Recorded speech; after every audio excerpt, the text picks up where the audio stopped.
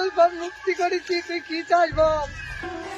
আমি আবার তোমার কখন মুক্তি করলুম? তুই যে তালটা উপরে পা দিয়ে ভেঙে ফেলেছি, পুরীর ভেতরে আমি 70 বছর আটকে ছিলাম, আজ আমি মুক্ত। যা চাবি আমি তাই দিতে রাজি আছি। সত্যি? আমি যা চাইবে তাই পাবো? হ্যাঁ, তুই যা চাইবি তাই দেবো। বল তুই কি চাস? আমার না একটা দুতলা বাড়ি চাই, তুমি দেবো? হ্যাঁ দেবো, কিন্তু আমার একটা শর্ত আছে। কি সত্য বলো দেখি? আমি যদি বড়লোক হয়ে যাই সব সত্য মানতে রাজি। শর্ত হচ্ছে একটা, তুই যদি 2 তলা বাড়ি চাস, তোর গ্রামের লোকের কিন্তু 4 তলা বাড়ি হবে। তাহলে না আমাকে 1 বস্তা টাকা দাও।